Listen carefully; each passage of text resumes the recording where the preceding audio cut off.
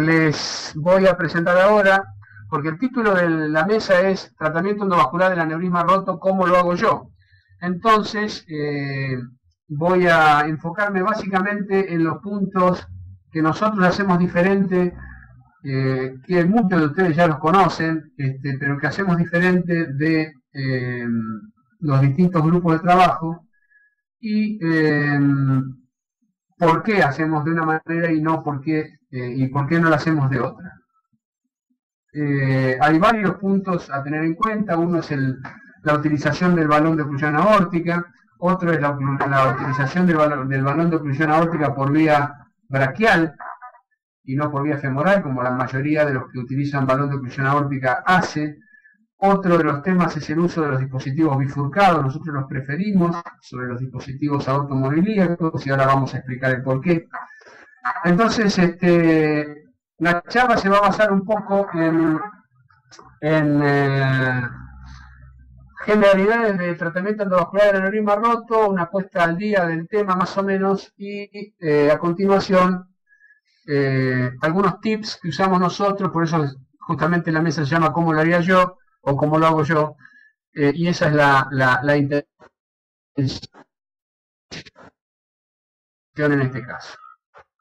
Bueno, nadie duda de lo que significa una terapéutica endovascular como la que se ve a la izquierda de la pantalla versus una cirugía abierta en un aneurisma de aorta abdominal. Las evoluciones son absolutamente diferentes. Y creo que voy a empezar la charla con una presentación de un caso y luego la voy a desarrollar. Este enfermo de 77 años ingresa en shock hemorrágico grave. Ya lo mostré varias veces, esto muchos de ustedes lo deben haber visto, con una TA de 60 milímetros de mercurio de sistólica, consciente, con antecedentes de cirugía de colon por cáncer 2 años antes y colostomía izquierda definitiva, y además una orientación suprainfraumbilical con una bolsa de colostomía aquí a este nivel. Este realmente es un enfermo hostil para resolver por vía endovascular. Entonces por vía quirúrgica, entonces decidimos abordarlo por vía endovascular. Fíjense la distensión abdominal producto de la ruptura que presenta el paciente. Y ya vayan viendo que en el brazo izquierdo hay una persona que es la que se va a quedar con el tema del balón. Acá tienen la tomografía de ese paciente donde pueden claramente observar la rotura, el hematoma que hay alrededor del hígado y alrededor del vaso, la eventración. Y estas serían las imágenes angiográficas de ese aneurisma, un aneurisma con un cuello aceptable, como muchas veces, la mayoría de las veces tienen los aneurismas de aorta rotos. Es decir, uno tiene temor a esto, pero hay múltiples trabajos que han demostrado que hay siempre un cuello, por mínimo que sea, suficiente para poder anclar una endoprótesis en un aneurisma de aorta. Fíjense ustedes las dos renales, que tienen primero un tronco de diámetro razonable y luego se ponen filiformes. Esto es una constante que hemos visto, acá lo pueden ver, una constante que hemos visto en las arteriografías de los pacientes con aneurismas rotos. Antes no se veía esto porque nadie se le ocurría hacer una arteriografía de un enfermo con aneurisma roto. Y vean ustedes esta imagen, que es una imagen, yo creo, contundente. Un balón de oclusión aórtica colocado, que es el balón de látex que usamos para planchar la endoprótesis, colocado por vía braquial izquierda, y una inyección por el post terminal del balón, donde ustedes pueden ver que el contraste es como que se mantiene suspendido a ese nivel. Tal vez no me crean, entonces les voy a mostrar un video para que sí me crean. Y acá tienen ustedes lo que les decía de las renales, con ese aspecto filiforme que presentan después el vasoespasmo que presentan. Seguramente es un efecto reflejo del riñón para aumentar la presión arterial. Y ahí tienen el balón inyectando contraste, y vean ustedes cómo se mantiene el contraste prácticamente suspendido. Bueno, la endoprótesis colocada con las renales permeables, el aneurisma excluido, es una endoprótesis bifurcada, y el sector distal de la endoprótesis con su aterrizaje a nivel ilíaco correcto, sin ningún tipo de fuga de contraste. Entonces, Evidentemente poder resolver de esta manera un paciente nos lleva a replantear todo lo que hemos venido haciendo desde que nos hemos formado con respecto a la cirugía abierta de los aneurismas de aorta. Entonces voy a hacer una pequeña síntesis de lo que es la historia de los aneurismas de aorta rotos tratados por vía endovascular. El primer caso es del grupo de Hopkinson en Nottingham, está a nombre de como primer autor Yusuf, publicado en el Lancet en el 94, con una endoprótesis fabricada por el grupo de Nottingham, que ahora se vende comercialmente. Se trataba de un varón de 61 años con un aneurisma de aorta abdominal de 6 centímetros y medio por 5,4. Esta es la imagen tomográfica de ese paciente, hemodinámicamente estable. El procedimiento duró aproximadamente 1 hora. Se utilizó un dispositivo aorto uniilíaco y el tiempo operatorio total fue de 150 minutos con un alta de internación a los 6 días. Veamos algunos aspectos demográficos. ¿Cuál es la epidemiología en los Estados Unidos? Bueno, los aneurismas de aorta rotos, como ya sabemos, producen 15.000 muertes al año. El 90% de mortalidad está incluyendo a los pacientes que nos llegan al hospital. El 70% de causas de morbilidad mayor están debidas a fallo renal agudo, paraplegia, isquemia visceral, isquemia de miembro. Y hay un 50% de mortalidad operatoria que se ha mantenido invariable con el paso del tiempo. ¿Hacia dónde vamos con la reparación abierta de los aneurismas rotos? Basados en este paper de Brown. La tasa de mortalidad quirúrgica se mantiene alrededor del 50%. Sin embargo, la tasa de mortalidad viene disminuyendo, aproximadamente un 3,5% por década desde el 90. Quiere decir que si la tasa de mortalidad quirúrgica sigue siendo la misma, pero viene disminuyendo la tasa de mortalidad a este ritmo, es porque la mejora en la sobrevida se debe a los cambios en los cuidados postoperatorios y en la anestesia, más no en la técnica operatoria. Además de los factores relacionados con el diámetro del aneurisma, ustedes saben que hay otros factores que actúan produciendo la ruptura o la probabilidad de ruptura a nivel de la pared de la aorta. Se han descrito toda esta enorme gama de enzimas elastasas y colagenasas que hay, de todas ellas la más conocida es la Macmillan-Pierce 9, la metaloproteinasa nueva, que es una elastasa y colagenasa, es la que más ataca la pared aórtica. De hecho, en algunos sitios hasta se dosa esta metaloproteinasa como factor predictivo de ruptura.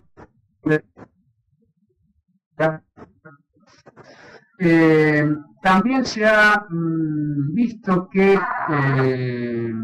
el estudio del estrés de la pared aórtica es muy útil para determinar el sitio donde se va a romper el aneurisma, que no siempre coincide con el lugar de mayor dilatación.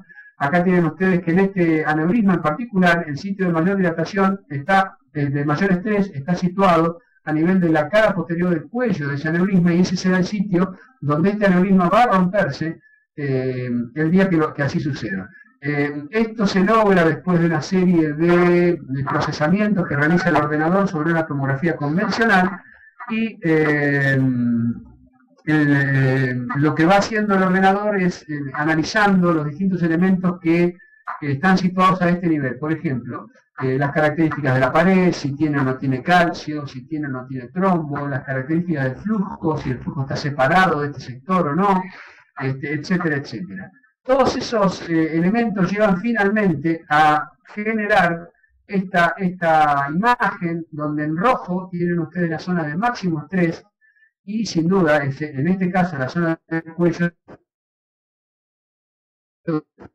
donde mayor estrés existe. Pero además, aparte del estrés de la pared aórtica, aparte de las enzimas que actúan sobre la pared aórtica, hay otros factores que son de índole anatómico que sin duda pueden generar la ruptura de un aneurisma, más allá de su diámetro, más allá de que tengan o no el sitio de máximo estrés en ese punto.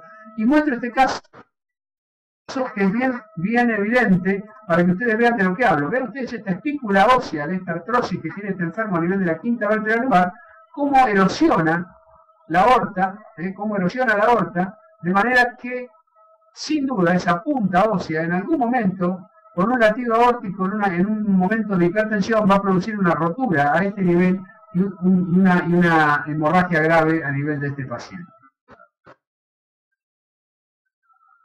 Otros casos, fíjense ustedes esta vértebra prácticamente roída por el aneurisma de aorta, haciendo cuerpo con el aneurisma, o en este otro caso lo mismo, como pueden observar, el aneurisma y la metido prácticamente dentro de la vértebra.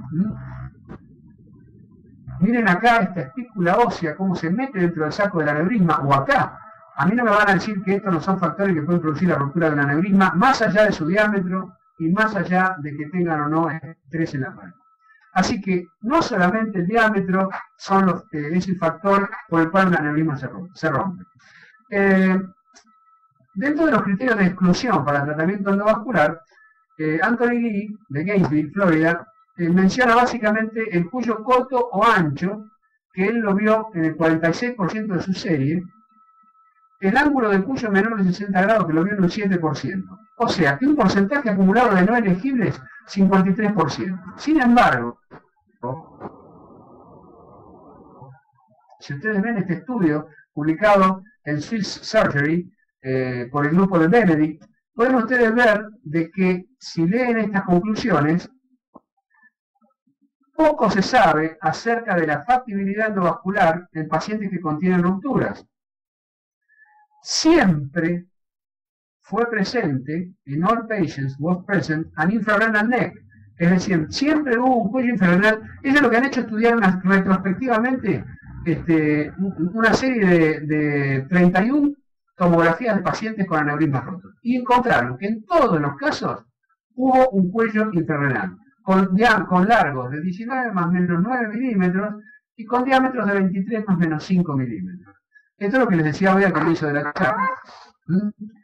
Y además, en conclusión, fíjense ustedes lo que dicen estos autores, que pacientes hemodinámicamente estables con aneurismas sintomáticos o con derrame de sangre deben ser o pueden ser investigados para tratamiento endovascular. Y así fue como empezaron a aparecer las series más básicas, las primeras series sobre esto, porque nadie se animaba inicialmente a tratar un aneurisma roto, y ustedes vean que la tasa de mortalidad es de un 19%. Es, por lo menos, al grupo nuestro es sensiblemente menor que la tasa de mortalidad que tenemos con los aneurismas por vía abierta. Ahí este estudio es muy interesante, publicado en el Journal of Vascular Surgery. Es un prospectivo sobre 37 pacientes minuciosamente seleccionados. No se buscaron enfermos, no se incluyeron dentro del grupo enfermos en estado de shock hemorrágico grave o con parada cardíaca, etc. La media de seguimiento de estos enfermos con aneurisma roto fue de 24 meses. Miren, la supervivencia al año 89%, a 2 años 83%, a 4 años 70%. Libres de conversión al año 94%, y a 2 años casi el 90%. Pero ¿cuál es la ventaja de esto? Que si tuviéramos que convertir al enfermo, ahora ya se encuentra estable, porque pasaron 1 o 2 años del momento de la ruptura. Entonces eso es una gran ventaja. Y no hubo rupturas en la serie. La mortalidad a 4 años, 30%. 30%. Entonces fíjense ustedes cuál fue el impacto de la incorporación de la terapéutica endovascular en los aneurismas rotos. El tiempo hasta el autooperatorio no llevó diferencias para el grupo de Lee. El tiempo de procedimiento es significativamente menor para el tratamiento endovascular respecto de la cirugía convencional. La pérdida de sangre es significativamente menor en el tratamiento endovascular respecto de la cirugía convencional, la estancia hospitalaria también, la morbilidad también y la mortalidad también, a pesar de que Lee tiene una mortalidad quirúrgica del 37%, lo cual es para aplaudir, porque la nuestra está mucho más arriba de esto. ¿Cuáles son los pros y las contras del tratamiento abierto? Como pro, es el gold standard, por aceptación del cirujano y por ser durable. Además, uno tiene un control proximal rápido del cuello, no necesita imágenes, con lo cual se evita una pérdida de tiempo, y no necesita tener un stock de prótesis disponible. Con una bifurcada, después la puede adaptar de acuerdo al tipo de cuello que tenga el paciente. En contra, es necesaria una anestesia general, con lo cual hay una pérdida de entorno en la pared de la aorta y la posibilidad de tener baja brusca de los parámetros hemodinámicos. Y además, es altamente invasiva, es un segundo shock para el paciente. Y además, como dijimos al inicio, no cambió su mortalidad, esa cirugía, en los últimos 30 años, sigue en el 50%. Ahora veamos cuáles son los pros y las contras del tratamiento endovascular. A favor, se puede hacer con anestesia local, no hay que hacer clampeo aórtico, se reduce significativamente la pérdida de sangre, la morbilidad, la estadía hospitalaria y la mortalidad ronda el 20%. En contra, necesitamos imágenes preoperatorias, lo que puede generar alguna demora. Requerimos estabilidad hemodinámica, estamos limitados a la morfología del aneurisma y tenemos que disponer de un equipo con entrenamiento endovascular, así como de disponer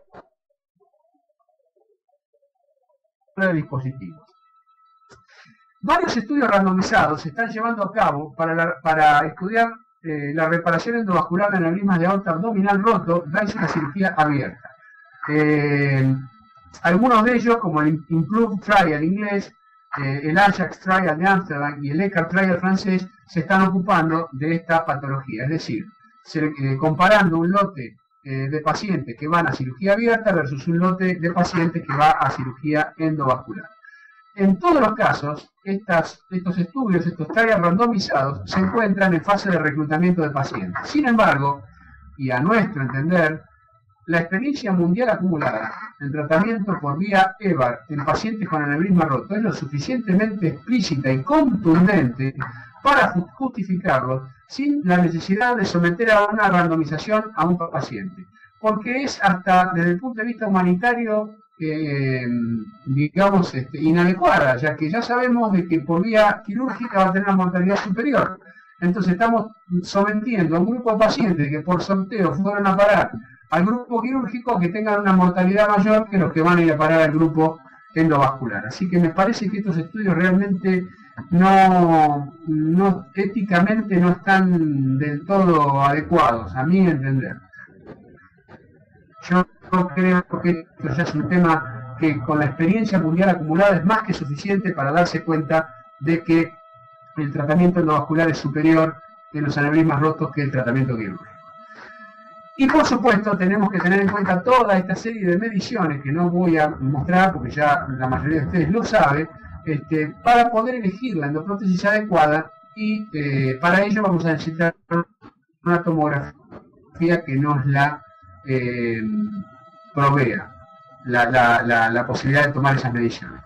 Entonces, aquí hay algunas controversias. Por un lado, si hay que usar un dispositivo aortobilíaco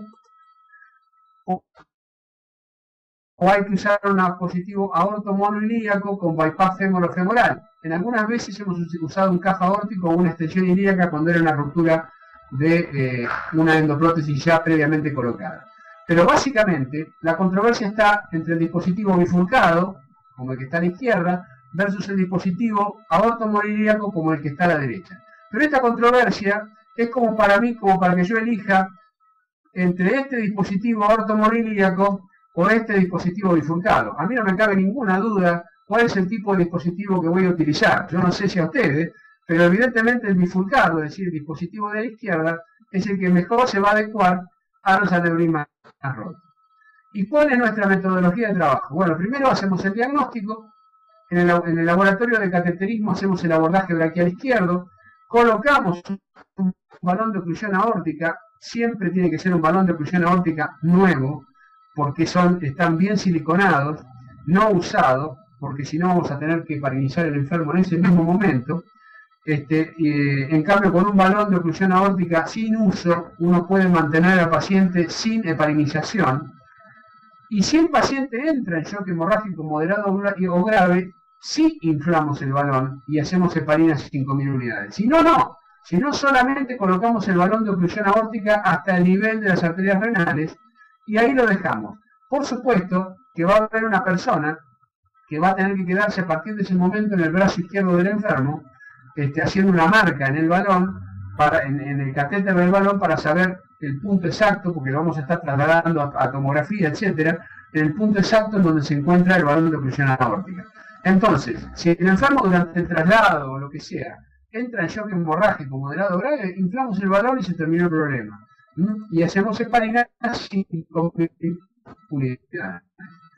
Desde el punto de vista de si la tomografía es viable para el tratamiento endovascular, después de la tomografía lo hacemos. Y si no es viable, lo subimos al quirófano. Esto sí, siempre con el balón de oclusión colocado, de manera tal que si uno tiene un problema en el traslado del enfermo porque se hipotensó de golpe hacia la sala, puede inflar el balón y de esa manera estabilizarlo. Es un verdadero clampeo endovascular. Y entre los balones disponibles ustedes tienen por un lado el balón de Coda, el balón de Cook, que es un balón que se utiliza para el planchado de la endoprótesis, pero en realidad lo que hacemos con este balón es cerrar la aorta, porque lo estamos metiendo desde la vía braquial izquierda. Fíjense ustedes el French de introducción que es necesario para este balón, con lo cual hay que hacer una incisión sobre la arteria braquial en tercio medio o tercio superior y colocar el balón de manera directa, sin introductor, es decir, primero se coloca un introductor, se baja una cuerda, se ubica a nivel de las renales, luego se intercambia esa cuerda por una cuerda más rígida y luego se baja el balón hasta el nivel de la arteria renal y ahí se deja. Pero retirando primeramente el introductor, porque si no vamos a tener que poner un introductor de 14 French y la arteria braquial a veces es mucho más delgada que eso. Por otro lado tenemos el otro balón disponible, que es el Reliant de Medtronic, que tiene 12 French de perfil y puede también ser utilizado como balón de oclusión. Igualmente también conviene hacerlo por arteriotomía directa, es decir, subir la cuerda sobre introductor hemostático y posteriormente retirar el introductor y bajar el balón a través de esa cuerda, over the wire, hasta llegar al nivel de las arterias renales. El otro balón disponible que existe en el mercado es el balón de Gore, que es un balón trilobulado, cuya principal característica es que dice la empresa que permite el pasaje de sangre entre los distintos lóbulos del balón. Yo lo he usado en un par de ocasiones. Cuando uno lo infla completamente, esos espacios que quedan entre el lóbulo y lóbulo del balón son tan minúsculos que yo les diría que es sumamente complicado creer de que el flujo sea lo suficientemente adecuado a través de esas canaletitas que quedan para evitar que el balón sea desplazado. Así que yo no estoy tan seguro de que sirva para eso. Entonces, con cualquiera de esos dos balones que les acabo de decir, ustedes lo que tienen que hacer es bajar ese balón hacia la aorta descendente, pero a veces se pueden encontrar con arcos góticos o con arcos calcificados, como se ve acá, y en estos casos entonces es útil una maniobra que hacemos nosotros, que es inflar parcialmente el balón. El balón, si acá la aorta mide 30, bueno, inflamos el balón a 15.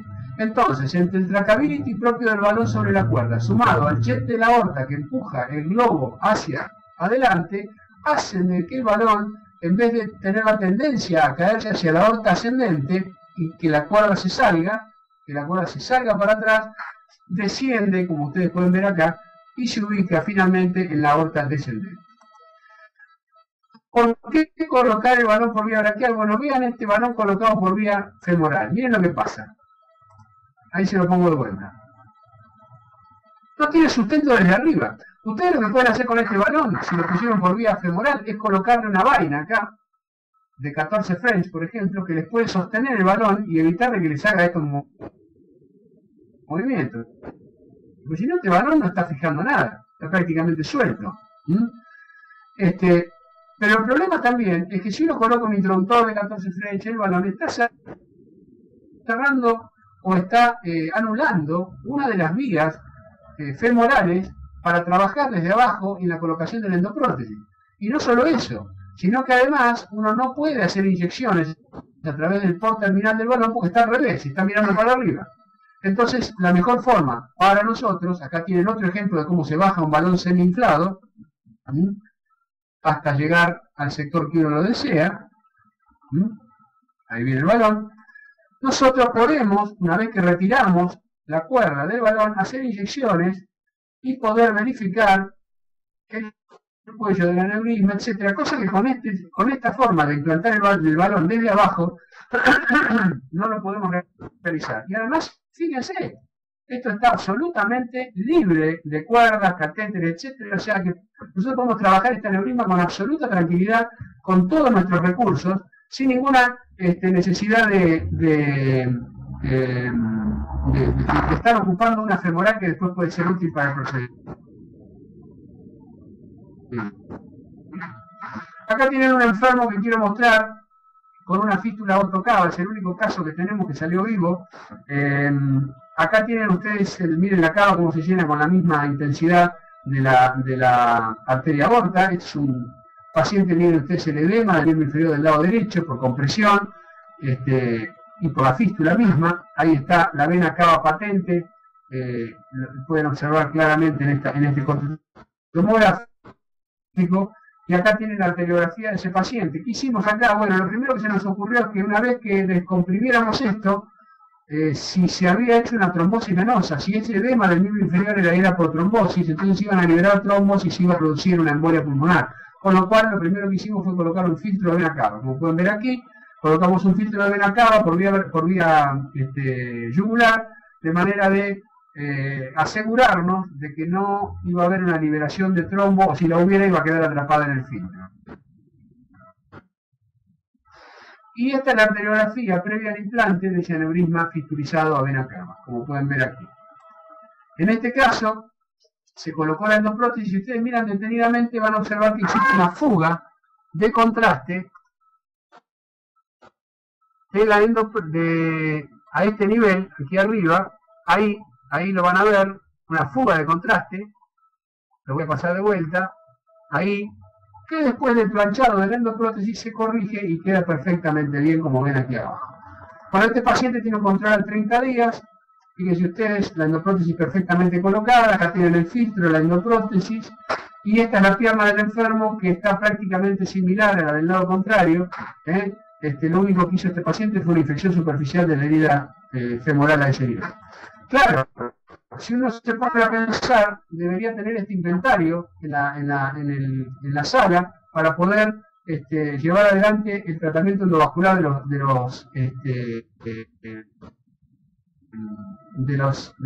los aneurismas rotos.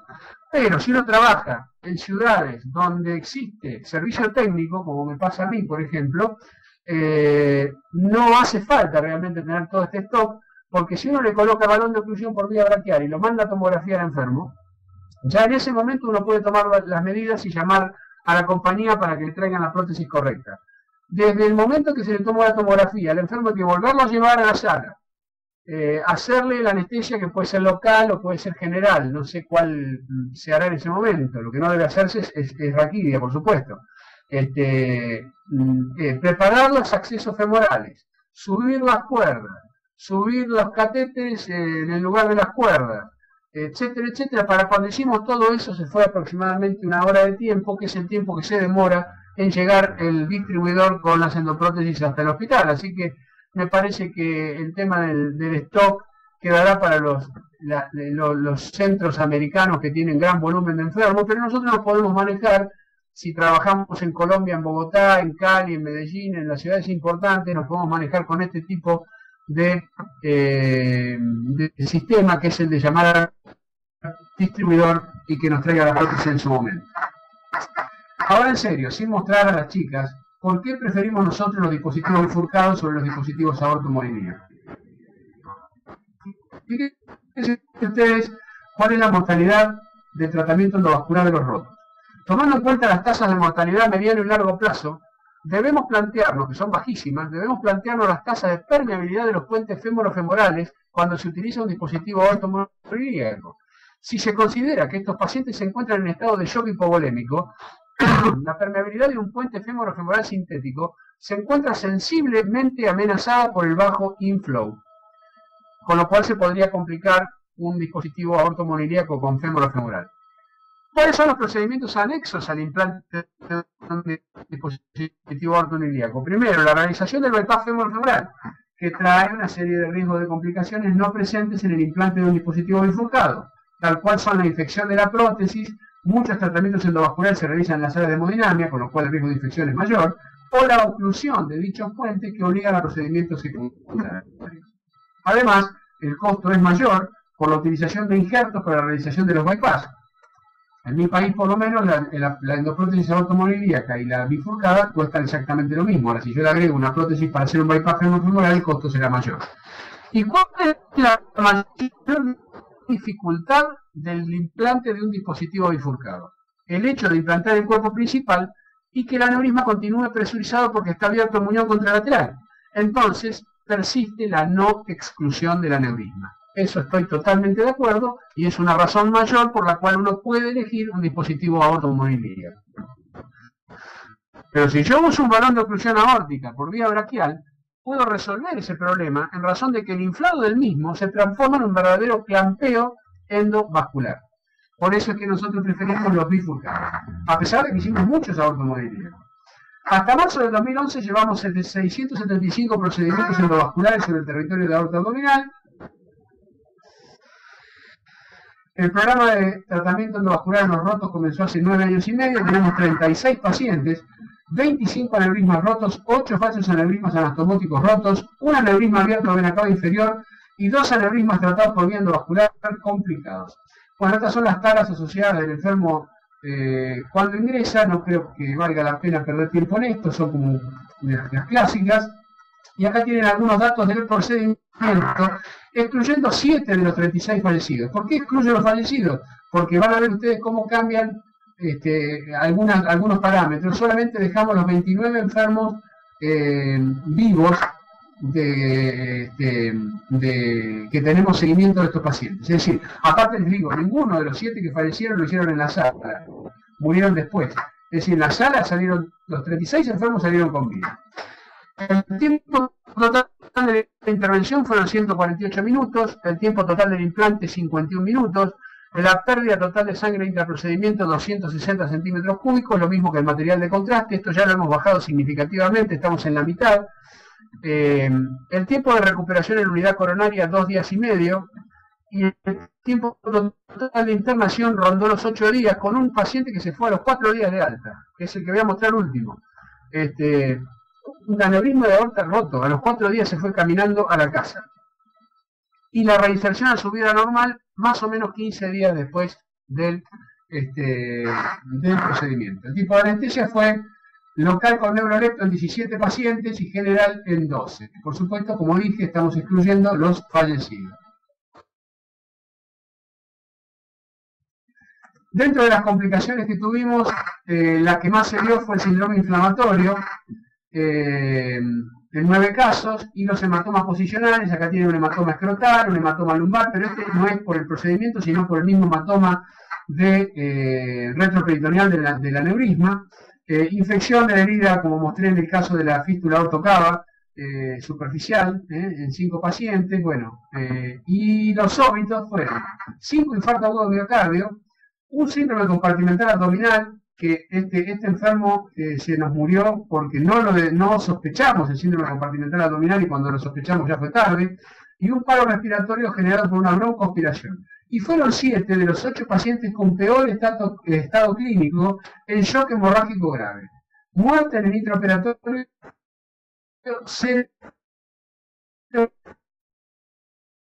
enfermo. Acá tienen uno de los casos, como verán, esto es consultorio externo, con microembolización distal. Estos pacientes normalmente no les hacemos absolutamente nada, simplemente esperamos que eso se vaya resolviendo, y si queda alguna pérdida necrótica en la planta del pie la resecaremos en su momento, pero no les hacemos absolutamente nada. Bueno, acá está la casuística, son 28 hombres con un promedio de 74 años, usamos 22 dispositivos aortomilíacos, 10 aortomonilíacos y FENFEM, un CAF aórtico y 3 casos con extensiones ilíacas. Necesitamos inflar el balón de oclusión aórtica en 15 oportunidades, las otras veces fue innecesario. Y en nuestra serie de EVAR, el 12,75%, no de rotos, de EVAR en general, se utilizaron dispositivos aortomonilíacos. ¿Cuáles fueron las complicaciones de los aortomonilíacos que tuvimos en esta serie del 12,75%? Tuvimos 2 infecciones de herida inguinal y del PTFE del puente. Uno de estos pacientes murió por sepsis, porque es una historia catastrófica. La infección del puente fue resección del puente más bypass extraanatómico que se reinfectó terminó resecado del paso extranatómico y ligadura de la femoral que llevó a la gangrena de un miembro con amputación, luego se gangrenó la otra, amputación de la otra, sepsis. Fue una catástrofe, realmente, por utilizar un bypass fémoro-femoral cruzado en vez de haber usado un dispositivo bifurcado. 8 hematomas de las heridas y prepubiano escrotal y una oclusión de bypass. Entonces,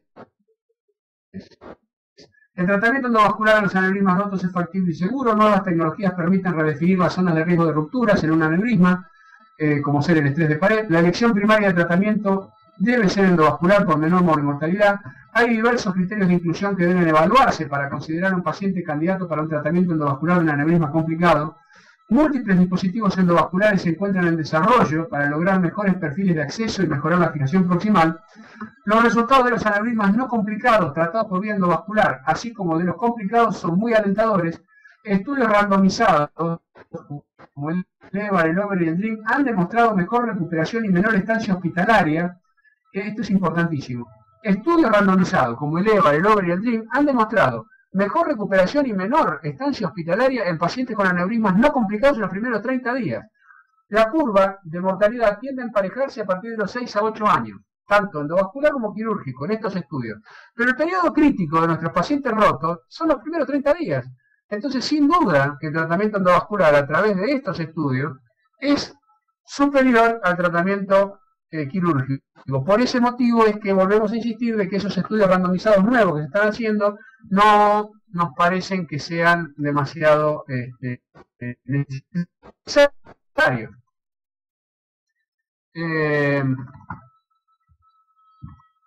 El tratamiento endovascular de los aneurismas rotos con dispositivos aortomonilíacos sea posiblemente más rápido en cuanto al tiempo hemostático, pero el uso de dispositivos aortomonilíacos requiere de procedimientos extras como la colocación de un plug contralateral y el bypass femor-femoral, el cual agrega movilidad al procedimiento.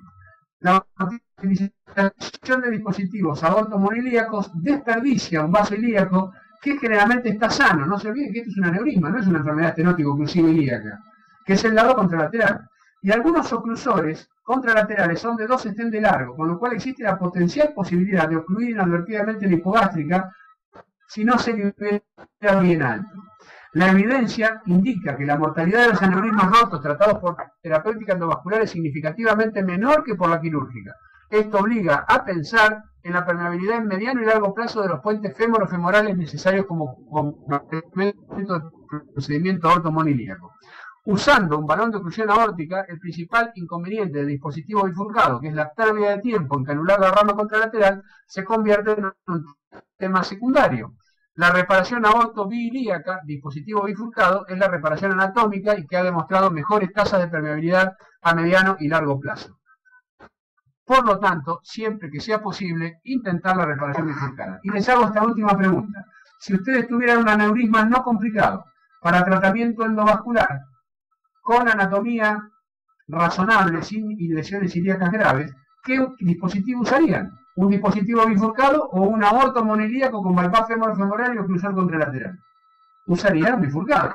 Claro, lo que pasa es que tienen la pérdida de sangre, etc. Pero si ustedes ponen el balón de oclusión aórtica, ese punto está subsanado. Con lo cual, si seguimos nuestra coherencia en la decisión, tendríamos que utilizar también dispositivos bifurcados en estos